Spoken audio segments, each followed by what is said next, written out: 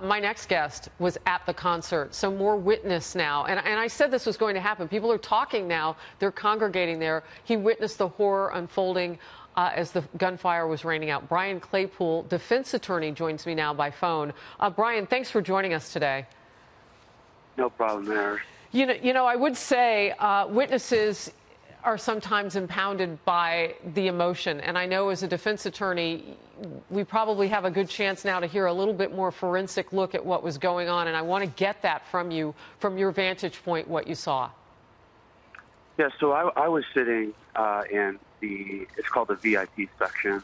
It was deemed the Neon Lounge. And so if Jason Aldean is looking out into the crowd, it would be to his left. And if I'm looking at him, it's to my right, and it's close to the stage, and it goes back a bit.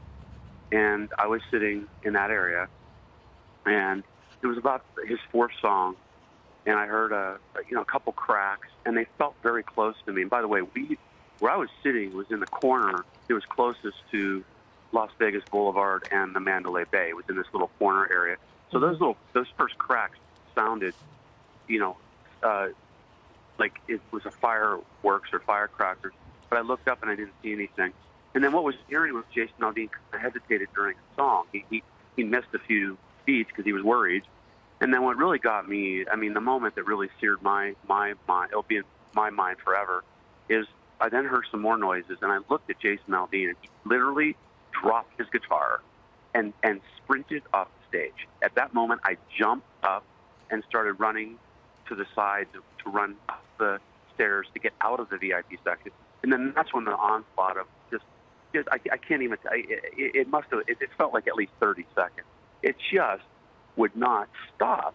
And I'm laying face down on this aluminum stairwell, and I'm pulling people down because they're still sitting there because they're kind of frozen in time, and they're not reacting. And it felt like forever. And I will tell you, I felt like I was lower, but my head wasn't protected. And as every sound, another bullet sound came out, I'm like, okay, is that one going to hit? Is that going to hit me? It was just terrifying. Wow. The way that you describe how you crouched down, and I wondered about this, you were reaching up, pulling people down, because people do that in that moment, don't they, Brian? They freeze. You don't know which way to go. Let me tell you how bad it was. And I'm not blaming anybody. By the way, fans at these country western festivals, they're the on the planet. They're there to celebrate life. Their souls are so clean. They just want to have fun. And moments before the shooting, it was surreal, Eric. I actually saw two Las Vegas police officers right in the general section, about 25 feet in front of me. They were chit-chatting with a couple women and a couple guys. And I said to myself, man, what a great gig they had for the last 3 days. The best people on the planet at these concerts, great musical acts, nobody getting in trouble. I'm like, wow, this is fantastic.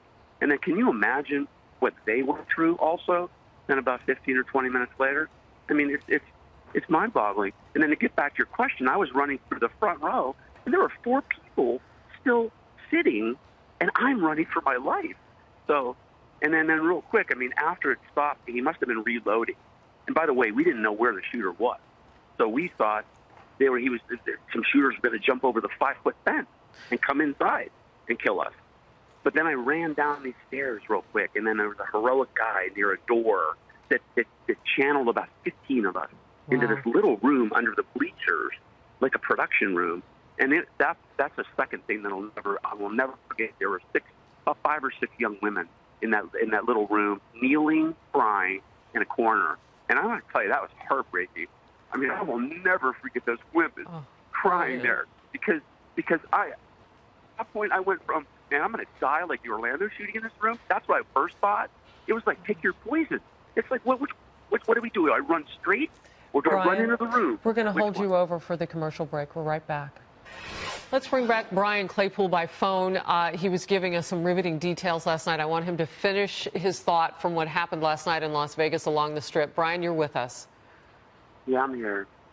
So what I was saying is I went into this dark little room. It was right near the fence where it felt like the bullets were coming. And I saw these young ladies on their knees crying and hiding. I pulled this like a metal kind of thing on wheels, kind of a little bit more in front of them. And I, at that moment, though, I went from I'm going to die mode and these young girls are going to die mode to, wait a minute, I've got a little girl. I'm a single parent. I don't want to die in this room and have my daughter hear about this, me dying this way. And these girls aren't going to die. So we prayed about it. And then the minute the shooting stopped, I peeked my head out of that door. That's the moment I felt most vulnerable, was when I was peeking out that door, because I was then facing, like as I'm looking out, I'm looking directly at the Mandalay Bay.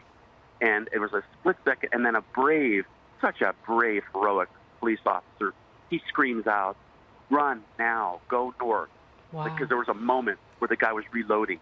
So I summoned everybody out of that little room, and we sprinted north. And I got to tell you, that police officer deserves a medal. He jumped over that fence. He had a revolver. He jumped that fence to go fight whoever he thought was on the other side of the fence, whether it was up in the Mandalay Bay.